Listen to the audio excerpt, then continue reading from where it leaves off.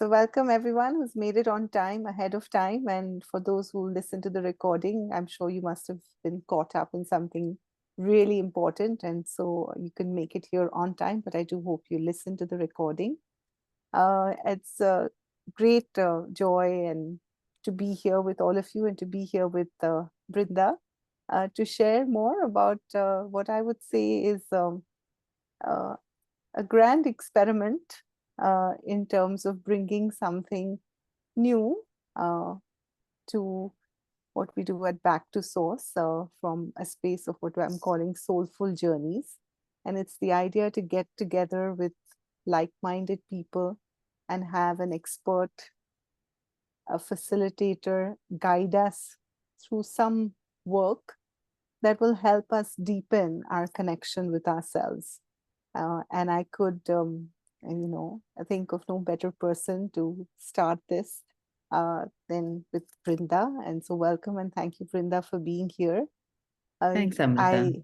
I'm not going to give you, I mean, you must have all read through all the many emails that I've shared and all the information about all of her qualifications. And I'll get her to really speak to it more. But I remember seeing Brinda maybe 20 years ago for the first time when I was in Bangalore and I had Monica's children. We went with her to drop her for a class that Brinda was taking.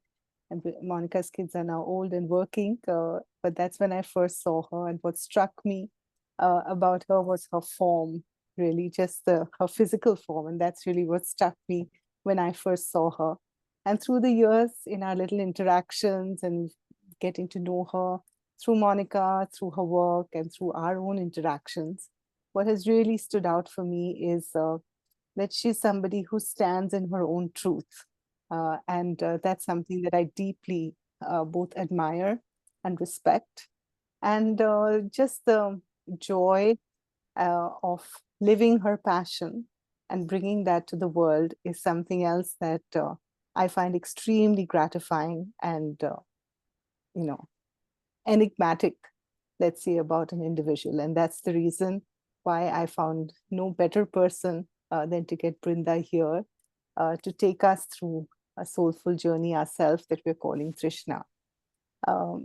So let me just give it to Brinda first to say a little bit more about herself and introduce herself to all of us beyond my own little personal introduction to her.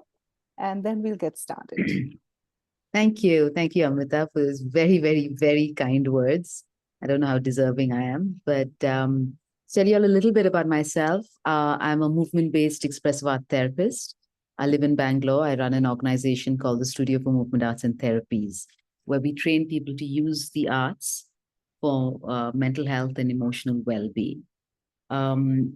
So I also see clients one-on-one, but I think my passion has always been to investigate or to live or to see what is possible when we inhabit the right brain, and because I think we live in a society where one side is privileged over the other, the logical, factual, go-getting side is privileged. And I think as a result, we really live in the collective is becoming hugely dysfunctional and hugely problematic for the individual as well. We see a lot of people in therapy really seeking to come to some kind of balance, some kind of understanding. And I come from a background of dance and performance. I've been performing professionally since I was 17. I think the first time I've been performing since I was a child, but professionally since I was 17. I remember going on stage and just feeling so elated, and then feeling equally elated at a rehearsal and having a sense that dance has a lot more to offer beyond performance. And that kind of got me kind of investigating dance movement therapy, which was very new at that time. It wasn't available in India. I was given a fellowship. I was working with the community, working with movement, with specially abled people. And then I was given a fellowship to intern under a dance therapist. And then when I came back to India, I was like, okay, this is what I want to do. And I kind of trained as a counselor. So I've done quite a few trainings in counseling, and I've been bringing counseling and my movement experience together, and then eventually got trained as a expressive art therapist. I'm also a dream worker, because the work that we do is heavily inspired by Carl Jung's work of active imagination. So we do a lot of natural dream work. So I'm a natural dream work practitioner as well, and I'm an authentic movement facilitator and and practitioner. I don't know that I have any certification or qualification, but I do know that I have a lot of lived experience and really fabulous mentors and teachers who continue to kind of support and guide me. And I think the work that I'm interested in is in the lived experience.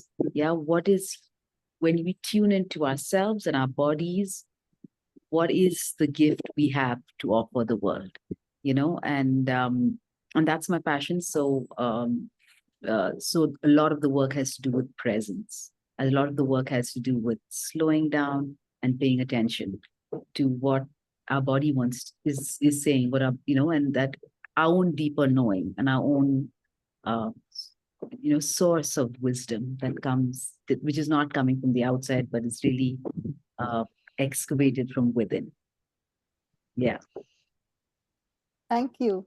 Thank you for adding so much more to that. I just want to say to everybody who's listening, if as we're going through this conversation, which I'm trying to host, as asking a few questions and getting Brinda to share a bit more, and give us an insight as to what is it that we will experience at the Tṛṣṇā Retreat in November. If a question comes to your mind, just feel free to type it into the chat box, and I'll just take that call in terms of whether to invite you in or to just take that question, depending on how we flow with it, okay? So I just want to begin, Brinda, by saying that whenever, and I've spoken to several of the people on this call as well, the way that I've described it is that if you look at, esotericism at one end and you look at erotic at the other, the experience that you'll have in Goa will be somewhere in between. And that's really how I have explained it, as that's how I've understood it.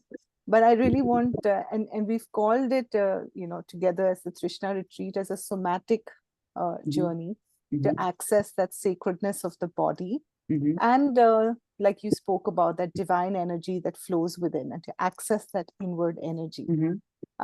So I'm just going to, invite you to open to just demystify this a little bit more. Okay. Because I sense that through what I'm sharing, I probably confuse them more than clarifying anything. So I'll leave it to you to share a little bit more about it first.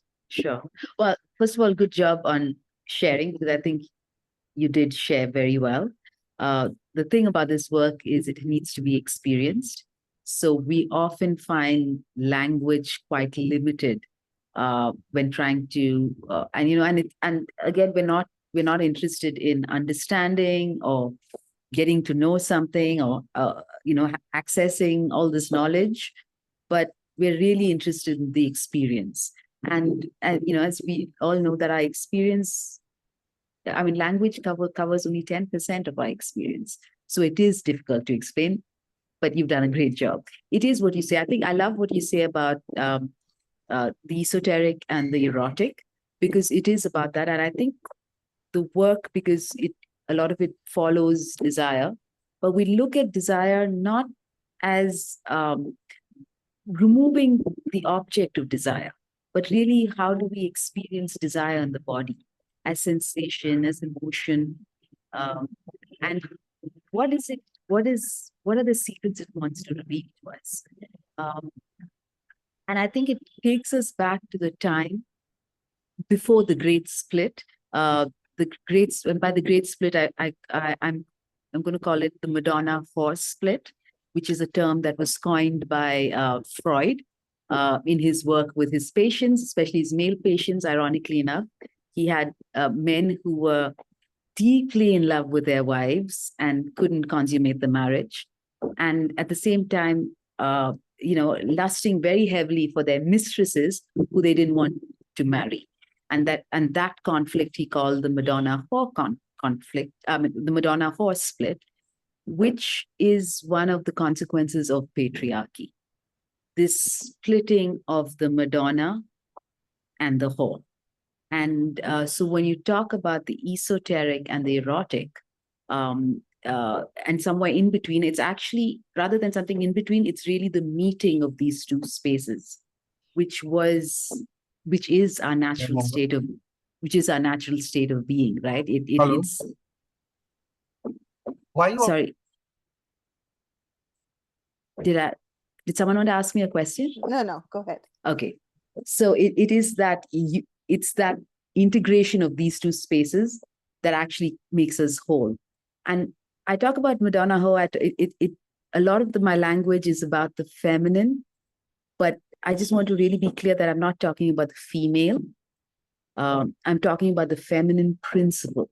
So the masculine principle is the principle of doing, which is what is overemphasized in the very capitalist, patriarchal world that we live in. And then there's a feminist, feminine principle of being, which is how do you bring balance? Yeah, which is rest, relaxation, pleasure. Yes, so we're also kind of bringing together these two principles of being and doing. Yes, so when I say Madonna Whore, it's a complex that, of course, women feel it very strongly because it's projected onto us, but it's also something that men feel very limited by, and also everything in between. Yeah, the non-binary gender, it holds everything. If you talk about the masculine and the feminine as opposites, it's a whole range. There's a 360 degrees from this side and this side that it encompasses. Yeah, and we look at these two, and so we all hold these differing energies within us in differing kind of quantities or ratios. And I think the invitation is to hold both. Yeah, and it's not about prioritizing the feminine, but since that is a part that has been repressed, and of course it extends to females and women. But when I talk about the feminine being repressed, it's really the being aspect. We're not taught to get in touch with how we're feeling. What does our body need? So we don't listen to that, and we're so focused on an outside goal. Then we don't know what to do with all these feelings that come up, or don't come up, and then cannot guide us towards what is in our best interest. Yeah, because if the being informs us of feeling, or what we're feeling in the moment, and we don't have an idea of that, we don't know what to do in order, like, for example, if you're feeling grief, what is the action we take around grief? Or if you're feeling angry, what are the boundaries we need to draw? But we don't have access to that if our being is repressed. So our actions are always what is dictated by the other, by the institution, by the organization, by the, but right now by capitalism. So our ideas of success is very much in the doing sphere, without giving any thought to is our life meaningful? Is our life fulfilled? And it reminds me of in China, when they were bringing down a lot of homes to build skyscrapers. There was one man who went to the government and he says, thank you for these great, wonderful houses that you've given us, but who's going to replace my sunset? I sat on this bench every evening to watch the sunset, and now I don't have access to it. Who's going to replace that? And I think the way it works is to disconnect ourselves from this feeling so that we can continue to function in a world that's quite dysfunctional. And that results in disease, discomfort, and severe mental health. I'm sorry, I said a lot of things. I don't know if it... Yes. Please stop me. Please stop me at any point and say you're talking too much. Can you clarify, or I disagree, or, and then I'm happy to hear that. Yeah.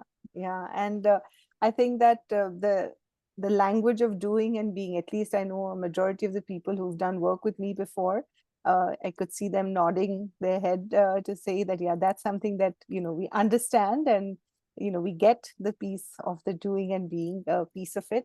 And at the same time, I also recognize that, or at least all the people on this call, live in and happily live in this capitalistic world that you refer to, in terms of the work that we do, the people that we work with, as well as in the worlds that we inhabit, quite joyfully. And so, I'm just going to ask you to just shine the light, maybe very briefly, and because I do want you to take us through an experience of what we will experience at the retreat. But before that, if you could just shine the light a little bit on how does this sense of desire, and I know that you've made a film on it, and we will get to see the film, and this desire project is the central theme around which the whole retreat is based, and you may choose to allude to that, but how does this desire relate to this business context, this corporate context, this what you call capitalist space? Patriarchy I get, but the capitalist piece around it, if you can speak to that a bit, it would be quite interesting. Sure. Well, when I say capitalism, it's really because it rewards doing, and the problem is not living in abundance. That's not the problem. The problem is the hierarchy, that there are some people who live in abundance compared to the rest, and that separation happens within us as well. There are some parts of us that are seen and accepted and validated, whereas many parts of us have to go into hiding. Yeah, and that creates dysfunction and disease, in a real way. I mean, I feel like I live quite abundantly and very joyfully, and I'm happy to have all the material, comforts that I enjoy. And that's not the problem. The problem is, while you have that, is there also space for the other side? Is there also space for the soul? Because when we look at desire, and our greatest desire is really for our soul or for ourselves to be fully expressed. Yeah, that meeting of spirit in matter, that union of spirit and matter, that meeting in the Hindu mythology of Atma, Paramatma, that coming together. That is our greatest desire. And the desire project looks, and that desire is present in every small desire of us, in our desire for another, our desire for chocolate, our desire for a great job. But if we're really listening to our desire, it's more than, it goes beyond the object of desire. Our desire is projected onto an object of desire. And I think we all recognize this, right? We meet someone, we fall madly in love, and we're crazy, and then we get married, and 5 years later, you don't recognize the person you've married, because what we were seeing was really our projection. And often a projection of ourselves that couldn't be, that doesn't fit in our world. We project it onto the other, and the other becomes so attractive to us because we want to reclaim that. And then when we reclaim that, we don't recognize the person in front of us. So in the simplest way, I mean, I look at, if you look at a romantic relationship, it's it is really for love doesn't happen. I mean, you're attracted at first sight, but love takes years of shedding layers of yourself, exposing who you really are, and still wanting to be with that person. And that is when love happens, right? Till then, it's really desire. But it symbolizes the greater union of spirit penetrating matter. and that being those moments of bliss that we're all looking for. I don't know if I'm answering your question. You'll have to, because this subject is so vast and it's so philosophical, and it's there in every philosophy. I mean, if you look at Indian dance, Shringara is when you look at Abhinaya and expression, Shringara is the first and all-encompassing. It holds everything, and and which is why our films are always, romance and love. It really holds something for each of us, so and it's there in every culture and every religion, and and we're trying to, I know it brings us alive. So that's on one hand. The other hand is really, and if I put it in very simple terms, when you're attracted to someone, or when you're really hot for someone, you're aroused. And arousal is another word for awakening. It just means to be fully awake and to be fully alive. And that is, we're entitled to be like that all the time, not just when we meet someone that we're attracted to, but we could be in this state of awakeness and awakening all the time. We could be alive all the time, and we could be living in sensual relationship to life itself, and that's what makes life meaningful. And my interest is, how do we bring that back into this world? Because the world that we currently inhabit is highly dysfunctional. I mean, if we open our eyes beyond the beautiful bubbles that we've created for ourselves, it's devastating, right? To witness what we're witnessing, and it's power at any cost. And the antidote to power at any cost is love at every cost, right? And which is why you had sacred prostitutes in times of war. When there were war, you also had sacred prostitutes to heal these men who were so wounded in war. It was part of it was a way to bring back balance. And so we're not in physical war anymore, but we are in in a crazy time where internally and things are not working, things are not functioning. Yeah. So thank you. I can go on forever. I So know, you just really have to stop me. I see that. I see that. And I would say that it's just giving me at least a flavor of what is there to experience in terms of conversations at the retreat, right? There's so many. And there are a number of also questions that are coming up in the chat box. And I will come to all of those questions, but I think it'd be a good time to, have a little bit of an experience. As you say, you can't really put everything into language. So I'll put the languaging at a pause and just invite you to guide us through an experience that, I heard for the first time today, saying it's called breath work and savoring. And I want to know what that is as well.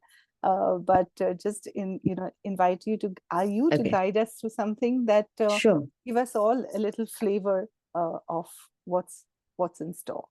Okay, I'm going to play some music, and you just have to let me know that you can hear my voice fairly clearly above the music. Otherwise, I'll turn the music off, because the words are more important at this point. So just let me know how it comes across. Yeah.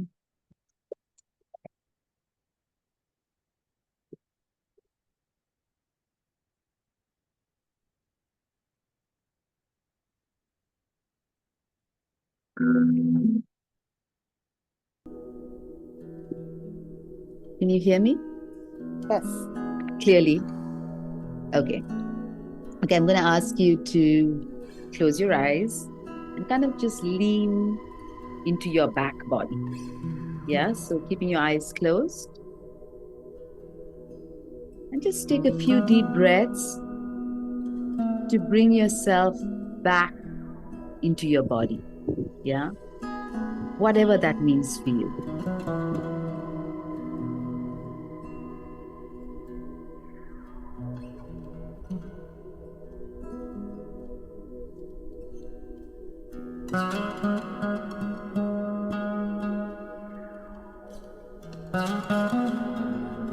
I want you to really lean into the back body. So the back of your head, the back of your neck, down the back of your shoulders, the back of your heart,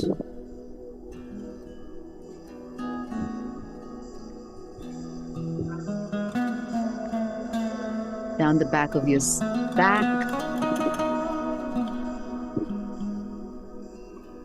and the back of your pelvis, down the back of your legs to the soles of your feet.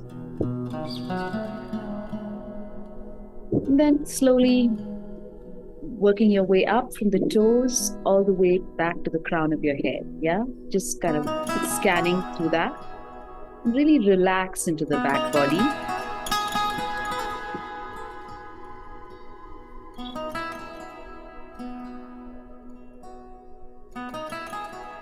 Allow your belly, feel and sense your way into the belly, and just allow it to drop into gravity. So it can just spill over and drop down to gravity.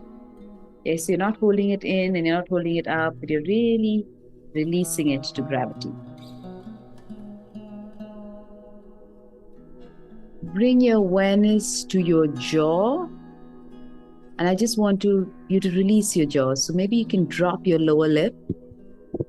Yes, so that the masks of your face really fall.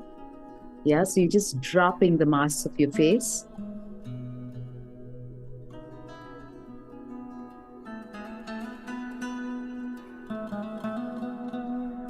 And just notice, is there some place in the body that feels good, or at least neutral? A sensation or a feeling? Just notice it, yeah, for a moment. And you can come back to this place whenever you need to. Yeah, and I'm just inviting you to inhabit your body. So just imagining that you can listen with your feet the way you listen with your ears. Yeah, so the space inside your feet is just filled with this quality of listening. Yeah, what is it like to listen from inside your feet? And take this quality of listening to your calves, to your knees, your thighs, really like you're inside of them and you're listening. Yeah, and your hips, and deep inside your hips, into your hip sockets. Really have this quality of listening. Back of your pelvis and your torso. All the way up to your heart and your chest. Back of your heart, really listening. Yeah. Right inside your shoulders and your neck and your throat. Really listening. Okay. Your face, your skull, the top of your head. Everything is filled with this quality of listening. Yeah. So right inside of your shoulders, down your arms and hands, all the way to your fingertips, all filled with this quality of listening.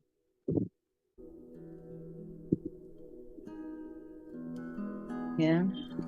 And now I want you to feel that from the tip of your toes all the way to the top of your head, you are one giant ear.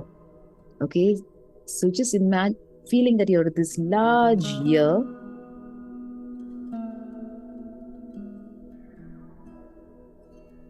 A deep space that has this quality of listening. Just notice what this quality of listening feels like.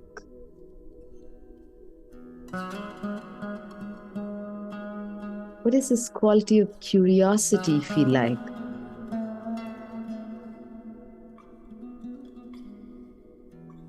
What does wonder and awe feel like?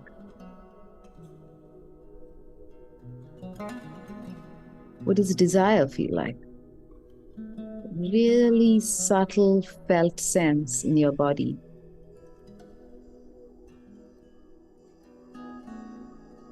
Now I want you to take this quality of wonder and awe and desire, and you're going to apply it to your breath.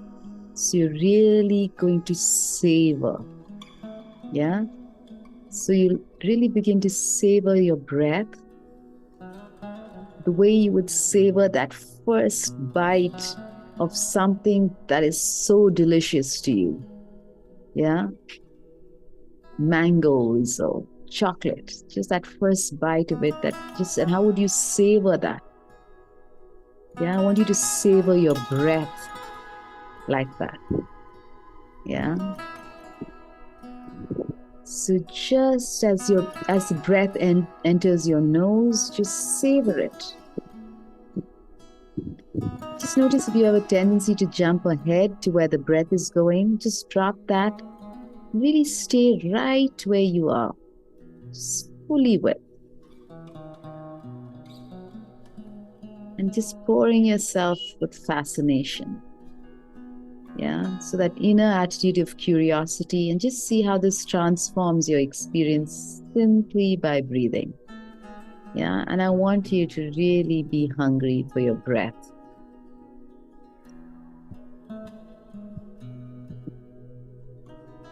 And turn your savoring now to what you can smell. It might be really, really subtle.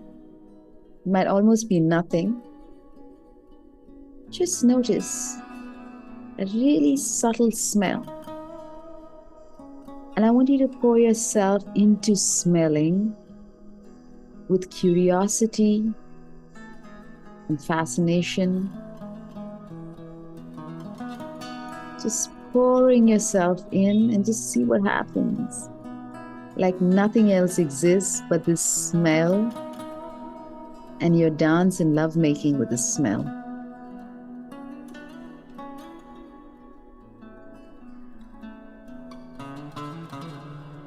Now taking a few moments and keeping your eyes closed, I want you to very, very slowly, and only if it feels right for you, yeah, you're going to bring your hands to the top of your head, just placing the fingertips onto the top of your head very gently, as light as a feather. You know, you're barely touching, but you're just going to very slowly, and I'm going to give you 5 minutes. You're going to glide your fingertips down to every part of your face. Yeah, just relaxing your body. And if this feels too much for some people, you don't have to do it. You can just follow the instructions, yeah, with awareness rather than touch. But just gliding your fingertips really slowly and gently over your face. And I want you to, as you relax your body, I want you to merge with the sense of touch and being touched. Yeah? Really like nothing else exists. Being curious about every crevice on your face. Almost like you're touching yourself for the first time.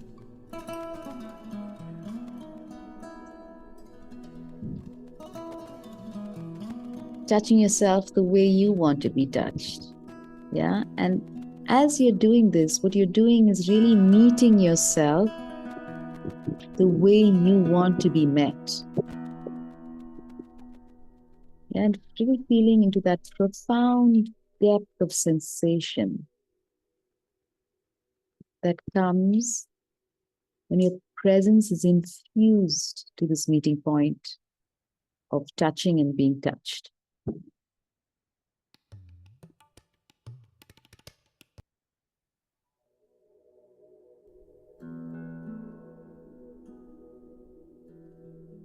Yeah. Taking deep, long breaths, touching your lips. Breathe into every part that you touch. I was just staying with the face for today. Yeah. Maybe the throat if you feel like. Really noticing. Yeah, just each point of touch is really a deep meeting and a direct experience of who you are in this moment. Okay, and that could be pleasure, it could be pain, it could be grief, it could be joy. Anytime it feels too much, you can come back, just coming back very gently by just maybe squeezing yourself a little bit, just firming your, touching your shoulders. Yeah. Just bringing breath a few seconds longer, just inhale and exhale. And this time when you exhale, I want you to exhale like you're blowing out a candle. Yeah. Keep breathing in and exhale like you're blowing out a candle. If any sound wants to come out, they can. Your body feels the need to move. Just allow it to move. But just directing awareness and breath. And just taking another minute to allow yourself to drop in to meet yourself. Meeting this temple, meeting yourself where you are in the moment.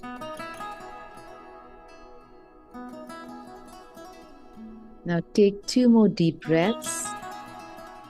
Keep your eyes closed, relax your hands. Just come back to a normal breathing pattern. Bringing your attention to your belly and your heart. Just noticing what is alive for you right now. And whatever it is exactly how to meet yourself. Yeah, it's what wants to be seen. And very gently, when it feels right for you, just open your eyes, come back into this space, maybe look around the room a little bit, just orient yourself and come back into this space.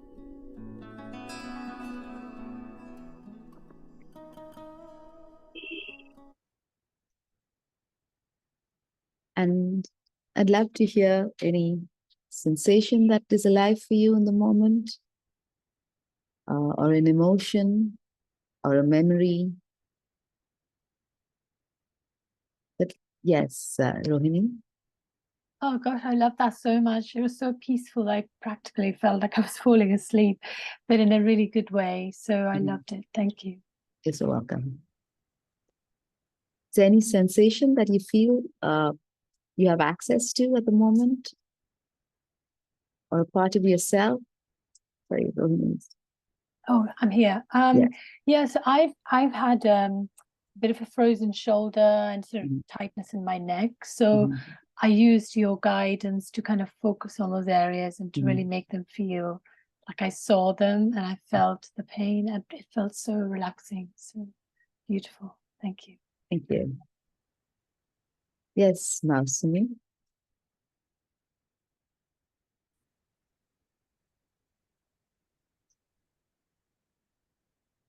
I'm not able to hear you. Am I the only one? Yeah, you have to unmute yourself, Mausami. Can't hear you.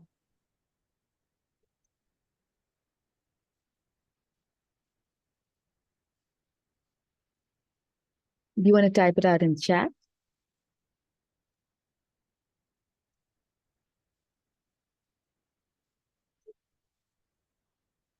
And while she types, maybe Saloni, do you want to go? Yeah, sure. So feeling very light, I would say extremely light in my whole body, my whole being, extremely calming. And, like literally as a weight, I'm also feeling very light. My legs were like literally swinging by the hand, like as if totally I have let go of something.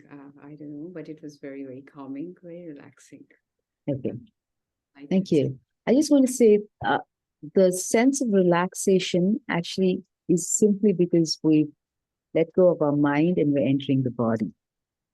A lot of our suffering is caused by this kind of thoughts, yeah? The invitation is really to inhabit the body. And of course, sometimes there's a lot of grief that we hold in the body, or a lot of pain, or a lot of shame. But it's still, so there are two kinds of suffering. One is the neurotic suffering, which is a suffering that's caused by the mind that's working overtime, that keeps us away from the body. And then there's the authentic, and that suffering can last forever. It's like running in a circle. It's an endless circle. And then there's the authentic suffering, which is sometimes we hold deep grief, in our body. When you access that, and you actually work your way through the grief, and it moves you.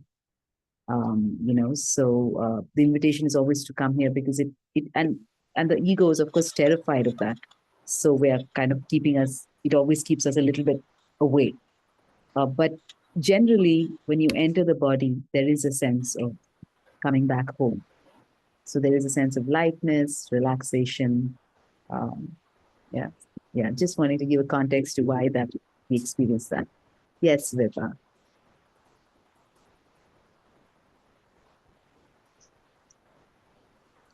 Thank you, Mosmi. I just read your note. Sure. Sure, Jill. Yes, Viva, sorry. I think, Vibha, you're still on mute. You need to unmute yourself.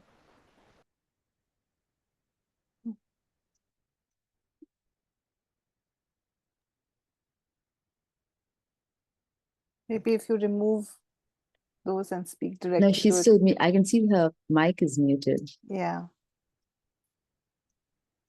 Did I unmute all participants? Can you hear me now when I'm speaking? Yeah, we can hear you, Mosmi, but we can't hear Vibha. Okay. Mosmi, go ahead. Yeah, so now we can hear Vibha as well. Okay. So if I may, I never thought, like, I've been washing my face, applying moisturizer every single day, but when I used my fingertips to touch my face and my crevice with the music playing on, it was almost like a new person I met for the first time. It seemed like a stranger's face, to be very honest. How does that feel? It feels beautiful, like discovery. To my mind, the thing that I wanted to say is discovery. I'll give you I'll give you a context to myself. I'm a cancer survivor, and for 9 years, almost every part of my internal feminine organs have been removed.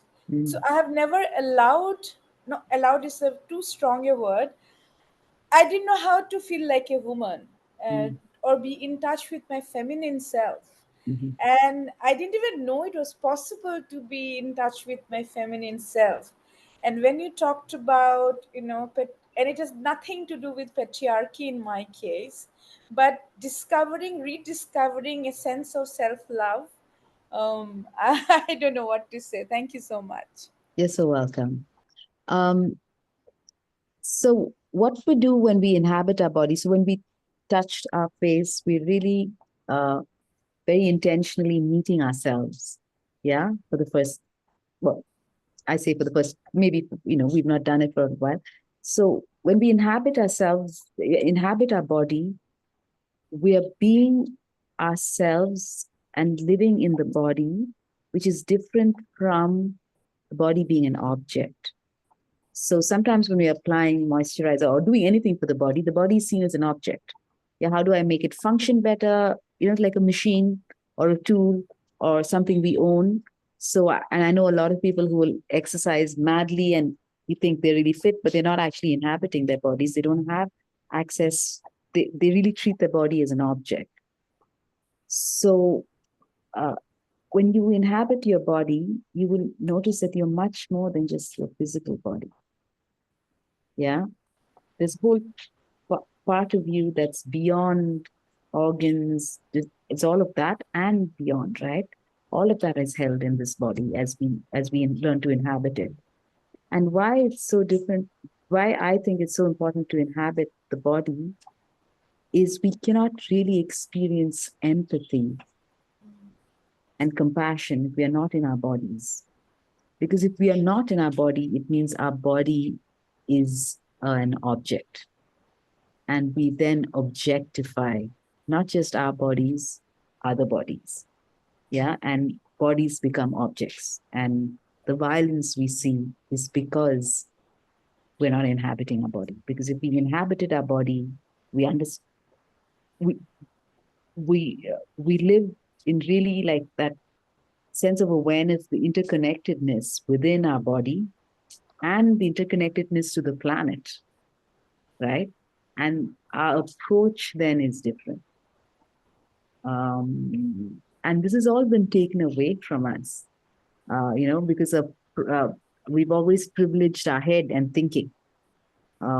So we live in our minds and we forget there's another.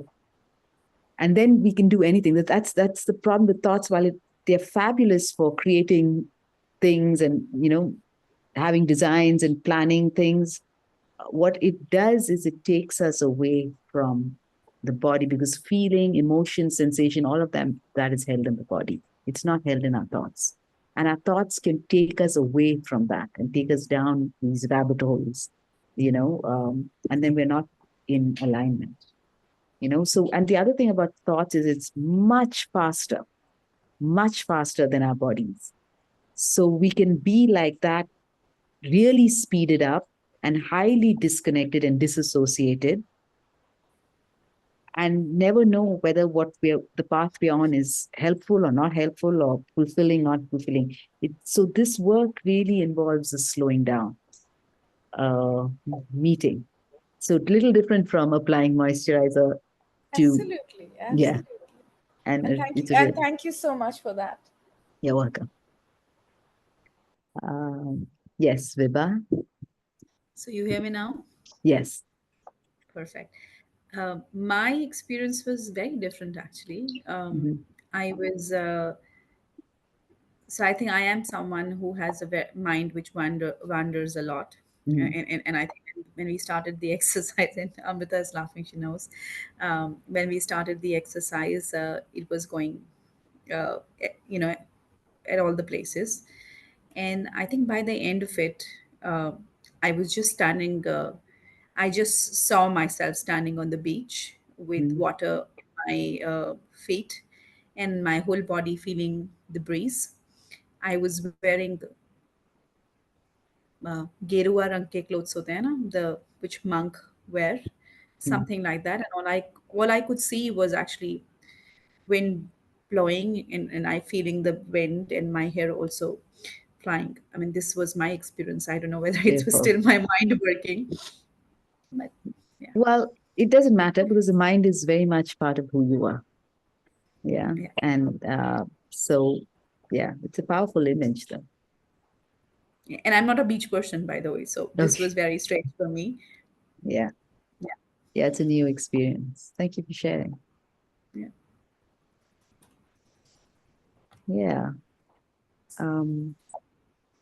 curious to hear from the gentleman. Gautam had his hand raised earlier. I don't know whether it was before the experience or after the exercise that you led us to. It was before the experience. Also, just thank you for the experience. It was wonderful to be able to inhabit my own body more fully. I haven't done that in a while. At the risk of going back to the conversation prior to the experience, I think for me, what I was really sitting with and hoping to explore in Goa was I appreciate the craving for sensory pleasures for the five senses. but I think I was also trying to process for myself this craving for existence, or craving for continued existence and relevance, the idea of becoming or being something. And for me, that's been the biggest one that I've been sitting with. Not to mention that I have in any way been able to work on the wholly embodied experience of the craving of the five senses.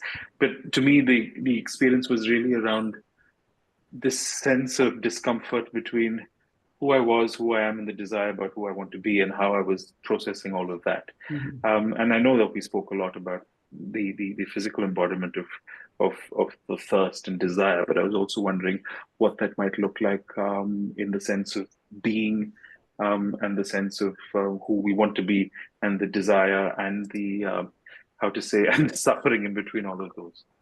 Sure. Okay, thank you for answering that question. I don't know if I can answer it, but my experience is that all desire is experienced in the body through sensation. Yeah, so and what happens when we're in the body is we become very present. We're here in the here and now. And all desire is, we can come back to what the embodiment of that is, and then work deeper and deeper into what is it, and so desire in this case is the portal. The five senses are the portal through which we enter the deeper self, or the higher self with the capital S, self with the capital S, like Jung says, yeah. But so the thing about desire is it's only a desire as long as it's not been fulfilled or not been manifested. The minute it's manifested, it's no longer desire. Yeah. So what we're doing is, so desire of who I want to be, there's something in the future. Yeah. We are really looking. So desire is a projection that pulls us forward in a certain path. Yeah. And when we are able to notice how it feels in the body, because sometimes we have a desire, and I'm just making it really simple and, just simplifying it. But let's say, this is real for me. Like, I wanted to be a chartered accountant. And I wanted to be a chartered accountant because my dad was a chartered accountant, but the experience of studying for chartered accountancy was excruciating. I was the unhappiest I'd ever been, and I really feel like if I wasn't performing, I would have, I don't think I would have survived those years. So we look at the desire and we look at how it feels in the body, and we try and choose that which makes us feel alive, that which makes us feel present. And that, so the true gauge is always held in the body through the senses. How does it feel in the body? And that tells us whether it's something that the psyche wants, or it's something that's being placed on us from the outside. I don't know if I answered your question at all, but I'm just, yeah. No, I mean, not an answer, just for a way for me to start to think about it. So thank you for that.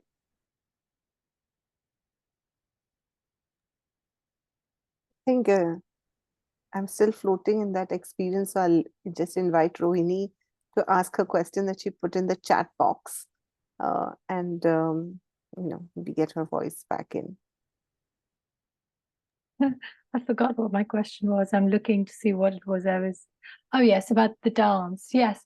So I loved what you said, Brinda, about how we experience this world through our bodies. And it's almost like, if we were just the spirit, our experience would be so different than if, the people we are, because we are, in this body. And I'm just curious to know, when we think about somatic therapy and, using movement as a way to understand what's going on inside us, it's a very different experience to, say, talk therapy, where we're using our heads and we're sort of using our conscious awareness to talk about things that are bothering us. And so I'm really drawn to this new way of actually exploring what's really going on. So can you give us a sense of what we will experience at the retreat? Because, you know, it's going to be 4 glorious days in Goa. And so this little experience you had was lovely. It feels like meditation, and I have a habit of falling asleep during meditation, which is why, to my mortification, I realized I missed the touching face. Like, when did that come? Because I was clearly fast asleep by then. Obviously, when we're dancing, I won't be able to sleep because that would be quite a feat to be asleep while one is dancing. So can you give us a sense of how we're going to incorporate movement and dance into connecting more deeply? Sure. So actually, what we will be using a lot of is authentic movement. Yeah, which is closing your eyes, moving. It's a really simple process. There's a mover, there's a witness. The mover closes their eyes and moves, and the witness witnesses. It's a very simple practice, but it's a very profound practice. What it does is it allows us to wake up or refine our own inner witness. And our inner witness is that part of self that is greater than the experience. Yes. So, and it allows us to dive in fully into an experience and access the part of the self that holds this experience. Yeah. Because overwhelm happens when we feel we cannot hold an experience. And from there, we get into dysregulation. Yes. So any experience, when we learn to hold it, it doesn't create suffering. Grief can be beautiful, because it really is a form of love. So the practice of authentic movement really teaches us how to hold experiences. It also works a lot with unconscious material. Yeah, because the mind is seen as the conscious mind, or the ego, that the cognitive mind, that we know things that we know. The body really holds the unconscious mind, and so there's all unconscious material is held in the body. So we kind of descend using authentic movement. There'll also be small dance therapy activities where we're moving just to, for different things. And we'll also bring in dreams, to inform us as we work through the 4 days. But the primary modality is authentic movement. And we're going to also be influenced a lot by nature, which is also kind of like which would be the larger container within which we do this work. If you're looking at themes, looking at basically gently removing the layers of persona that we hold, to go deeper and deeper into more authentic selves, in a very safe space. And then so we can choose, so we can have access to this once we leave the space. And when we hold authentic self, and we allow desire to guide us in the process. So each person will have a different process in a way. I think it was Gautam who said there's suffering in the process of desire. And I think, yes, because desire always lies on the other side of fear. Because if there was no fear, we would have manifested it already. So there is that, of course, but we do it very gently. All the work that we do is trauma informed. So you will be given practices on how to regulate yourself. You'll always have choice of where you want to go, because not everything has to be explored in these 4 days. You can take a small bite, really depending where you are, or you can dive in fully. I don't know if that answers your question a little bit. Yes, it does. Thank you. I'll just add, ask a follow-up question on that, because this was one of the other questions that I received, is in terms of, there's one is the experience of whatever it is that we will experience depending on where we are during the 4 days. The other is about how do we engage when that experience or another layer of that experience unfolds after the 4 days. So how, are there any like tools or techniques or Yeah. let's Well, say, yeah, I mean, so I think the 4 days will be rich, but really it's what happens after the 4 days, because, there's material that I accessed 10 years ago that's relevant to me now, because we're working with the deep body. So depth psychology, dreams. So they're not just in those 4 days. They're going to be, hopefully they'll inform you over the months. And yes, I will give you ways of trying to access that. But the best way, in my opinion, is really to be in person work with with a therapist, and to be curious about this. Because I think therapy can be more than just for mental health and emotional well-being. It can really be used to excavate parts of yourself. So you can accompany on that. So personal therapy would be one way, but I'll also give you tools, and we can see how it comes out, how it, how we feel at the end of the 4 days. Maybe we form a little group that we can be in contact, and we can, share stuff. And but because I'm always interested in what happens after, so I'm always excited to hear from people and to see how this is informing their work and their lives. Yeah. In fact, just this morning, I think there was someone who just wrote to me to say she'd done a thesis on a master's in how do you use the arts to make to feel alive, and she said a lot of it came from the work that she had done at the retreat, and and subsequent online work. So yeah. good. Okay. I have two more questions, but I don't want to hog the space. So in case anybody else has a question that you want to ask first, otherwise I'll be the bearer of two questions that were received. Okay, silence is good. So I'll ask Amrita, sorry, I yeah, couldn't Isha, go find ahead. a way to raise my hands. Go ahead. Okay, great. Thank you, Amrita. Hey, Brinda, thank you so much for making time for this session. It really helps understand what we might be experiencing if we join the retreat. Mhm. I had a question for you, and you might have answered this before, so pardon me if I'm asking this again, but just from a perspective of my own personal experience, I wanted to understand how these 4 days can help us release trauma, and especially trauma with respect to experiences that we've had as a woman, where we might have felt violated, even if it was consensual later. And I've done years of therapy, and I'm a master Reiki practitioner, meditation, etc. And I understand that yoga is supposed to be the best cure for any sort of PTSD that comes out of such experiences.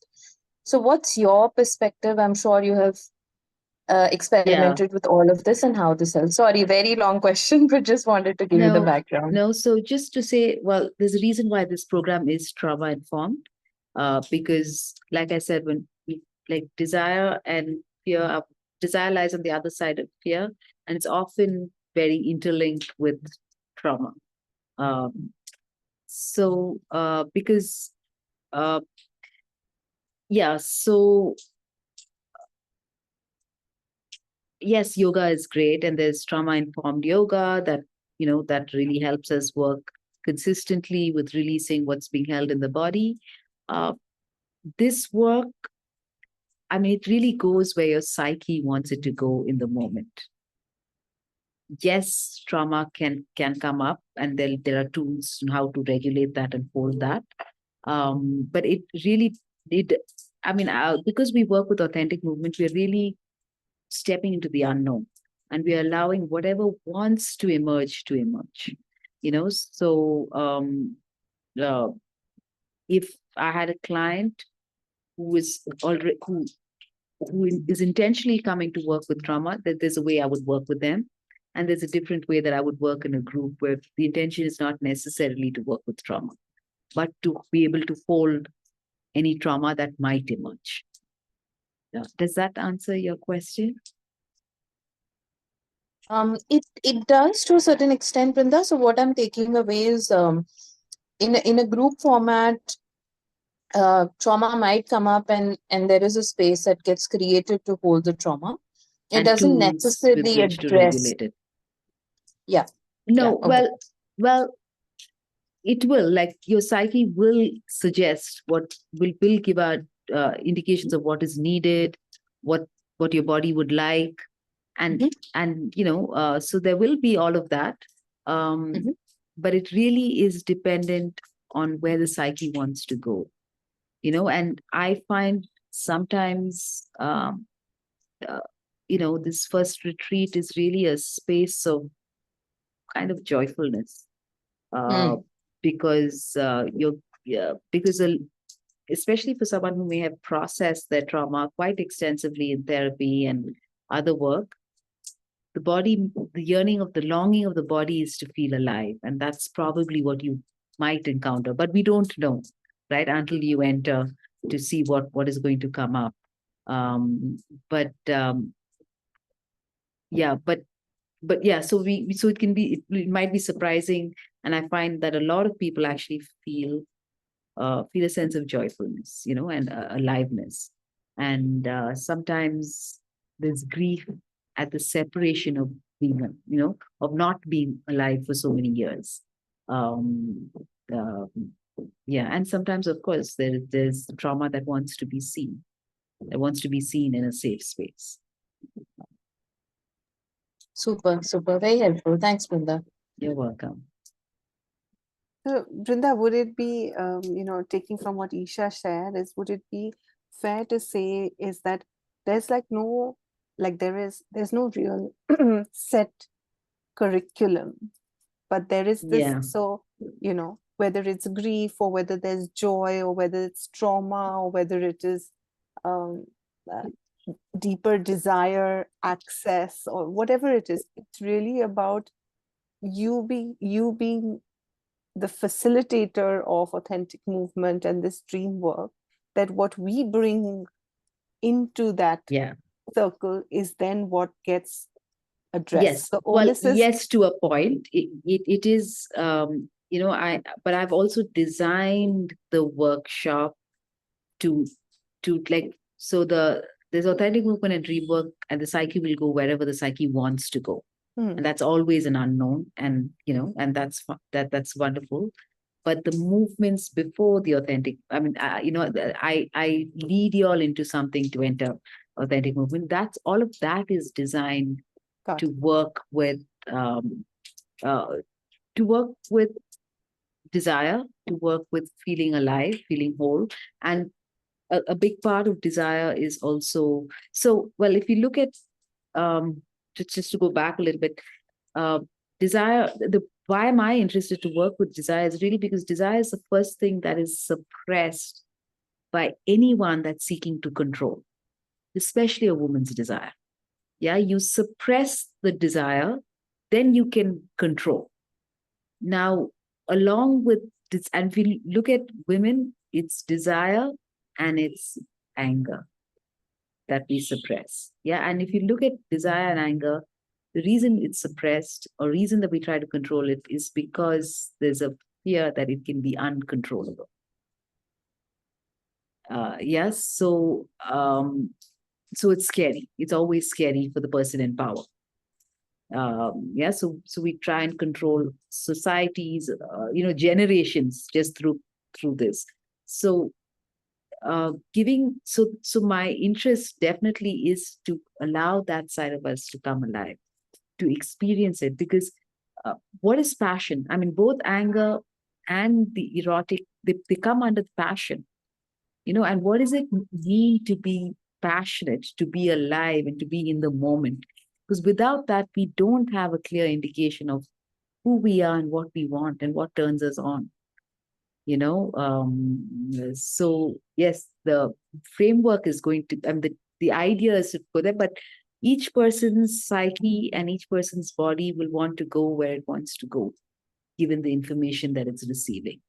And that is always welcome, and that's, that's free. So yeah, so it will go much beyond desire, depending on where you are. But yeah. So I'll say that there is a design for sure. And the Yeah, there design is is really the whole preparation for us to step into it. Yeah. And then the whatever dream is work, what the dreams bring, what the authentic movement brings is completely where your psyche wants to go in that moment. correct. And what part of you wants to be seen. Yeah. And I remember also, and just sharing, and please clarify if I'm incorrect in my understanding, but the idea is to have some kind of, whether it's, preparatory work or whatever it is in terms of instruction for us to get into that space, to begin each day like that, to allow for us to have an experience of it either within ourselves or in smaller groups through the day, and then to reconvene every evening to, bring that whole piece Sometimes we'll reconvene during the day to start processing. But definitely by the end of the day, something will be held. Each day it will be held. And then by the end of 4 days, we process the whole thing. And we also do a lot of work with the arts. Yeah. So to give form to what we are experiencing, so that because we're working so much with unconscious material, it comes up and it goes back really quickly. So we do a lot of artwork to give it form so that we can take it back with us and continue to engage with it. Good. Yeah. Thank you. You're welcome. And Rohini, I'm going to invite you to ask that question. That everything is welcome. So do feel free to ask whatever it is that's on your mind. Yeah, first of all, I'm so excited. I can't wait for this retreat. So I'm literally counting the days. And I'm just curious. I mean, first of all, Gautam, I'm so happy you're here. You're kind of like the soul kind of thing from, the male gender. You're here. And I think I want to understand from your experience, Brinda, whether you've noticed that when women go through this, getting in touch with our feminine energy, obviously we are more in touch with it because we are women, whether that sort of manifests very differently to when men do it, because men obviously have their own constraints and they have, society's expectations. And even though we as women may think that things are harder for us, I think looking at it from a man's point of view, things are pretty hard for them too. And I just wonder if you could share just generally what your experience has been of how men do this work and how they connect with the things that probably are even more suppressed than for women. So I'm going to say that both women and men, as a rule, we suppress the feminine energy. Because we are also, even women, even though women have a certain ability, a certain permission to feel, so that lies in the being domain. We allow women to be sensitive and to feel, which the men are denied of. But we're both kind of because we are taught to prioritize thinking over feeling. That is the given, every person, and especially like the education system, nobody cares about what you feel. It's what did you learn? How do you think? So men and women, both of them are suppressed. But I find that women sometimes tap into a lot of the pain that's held in the collective. Yeah, because it's generations of women that have been, now we're in a little bit more of an equal space, but we're holding the pain of generations. So women sometimes tap into that. Men also tap similarly into the deep grief of the separation from their own internal other.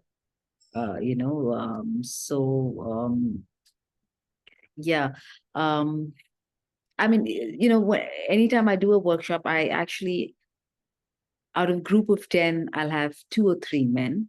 So it's always wonderful to have them because they offer a different, they offer a different experience, and it just makes the group that much richer. but yes, there's a lot of difference even in our unconscious state, but there's also a lot of similarity, in terms of like some things, like desire always lies on the other side of fear for both of us. The trauma is deeply connected with desire. There's something about desire and authenticity that again is common for both. What is my authentic self? Because that deep desire to be ourselves is true for everybody. To find authentic voice, to have an authentic voice, to have that meaningful existence, is true for everybody. But there are a lot of differences, and it's hard for me to explain. But I guess you'll see in the retreat. Thank you. Yeah. I'm going to ask a last question and then we can begin to wrap up. And that's really, I'm sure everybody will agree with me that everyone's had some form of an experience in this online medium, in this first encounter, let's say, with you. And also, you spoke about one-on-one therapy and, that aspect. And here we are, at least those who've signed up already, saying, let's go to Goa and in this space, experience something together. So what would you say is like, the benefit, because I'm sure there is, of going outside of your natural habitat? And how does that lend to this work? So first of all, I'm going to say thanks, Amrita, for getting such a great space, because it really means a lot to have all your needs taken care of as you embark on this inner journey, to have good food and a great surrounding, and you're not struggling, so it really makes a difference, especially because so much of this work is about rest and relaxation. Yeah, so thank you for organizing that space. But the 4 days is going to be a retreat. So it's a retreat into yourself. Yeah, and which is not possible when you're at home. So it's kind of, the depth that you can enter just by being out in nature, being away for 4 days without, I have certain rules about no cell phones and, while we are moving, and to being in a space, in a group of people who are entering depths together. It can't be compared to anything that you do on your,